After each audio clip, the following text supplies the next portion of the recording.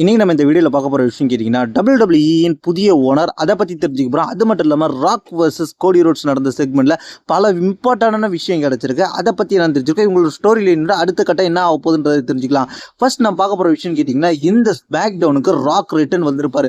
Rock return வந்தது மட்டும் இல்லாமல் ஒரு இம்பார்ட்டன்ட் அனௌன்ஸ்மெண்ட்டும் பண்ணியிருப்பார்.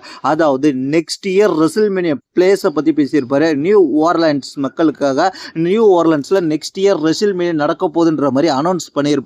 இந்த மாதிரி இம்பார்ட்டன்ட் அனௌன்ஸ்மெண்ட்லாம் யார் பண்ணுவான்னு கேட்டிங்கன்னா WWE வின்ஸ் மெக்மேன் இருந்த வரைக்கும் பண்ணுவாங்க. அதுக்கப்புறம் ட்ரிபிள் ஹெச் பண்ணிக்கிட்டு இருந்தாரு. இப்போ ட்ரிபிள் ஹெச் இருந்து ஒட்டுமொத்தமாக டேக் ஓவர் பண்ணி இப்போ இந்த இம்பார்ட்டன்ட் அனௌன்ஸ்மெண்ட்டை கூட ராக் தான் பண்ணியிருக்கிறாரு. அது மட்டும் இல்லாமல் ராக் வந்து இந்த கோடி ரோட்ஸோட செக்மெண்ட்ல பேசும்போது என்ன சொல்லியிருப்பாருன்னு கேட்டீங்கன்னா WWE TKO கம்பெனி தான் ஓன் பண்ணியிருக்காங்க. அந்த TKO கம்பெனிட்ட நான் கேட்டுட்டேன், அதனால எனக்கு பவர்ஃபுல் அத்தாரிட்டி இருக்கு. அது மட்டும் இல்லாமல் நான் தான் வந்து இங்கே கண்ட்ரோல் பண்ண போறேன் அப்படின்ற மாதிரி சின்ன ஹிண்ட்லாம் கொடுத்துருவாரு.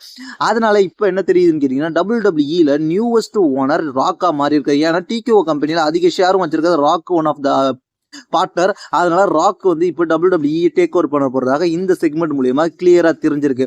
அது மட்டும் இல்லாம இந்த ராக் இந்த செக்மெண்ட் மூலியமாக வேற என்ன சொல்லியிருக்காருன்னு கேட்டீங்கன்னா கோடி ரோட்ஸை கூப்பிட்டு பேசியிருப்பாரு. கோடி ரோட்ஸை கூப்பிட்டு என்ன சொல்லியிருப்பாருன்னு கேட்டீங்கன்னா, கோடி ரோட்ஸ் நான் உன்னை வரவேற்கிறேன். நீ வந்து போன ரெசில்மேனியாவில் நம்ம ரெண்டு பேரும் பகைவர்களாக இருந்தோம், அதுக்கப்புறம் நண்பர்களாக மாறணும் அப்படின்ற மாதிரி பேசியிருப்பாரு. அது மட்டும் இல்லாம உங்க அம்மாவும் எங்க அம்மாவும் ஒண்ணுக்குள்ள ஒன்னா நண்பர்களாக மாறிட்டாங்க. அந்த போட்டோஸ்லாம் காமிச்சிருப்பாங்க.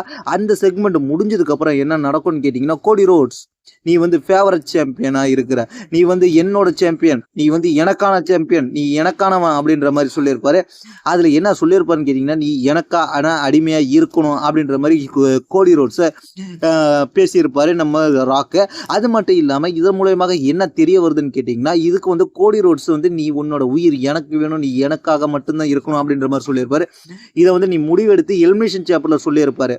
இதன் மூலமாக வச்சு பார்க்கும்போது கோடி ரோட்ஸோட அடுத்த ஸ்டோரி லைன் எப்படி போக போகுதுன்னு கேட்டிங்கன்னா, கோடி ரோட்ஸ் ஹீல் டர்ன் பண்ணுறதுக்கு தான் அதிகபட்ச வாய்ப்பு இருக்குன்ற மாதிரி சொல்லப்படுகிறது.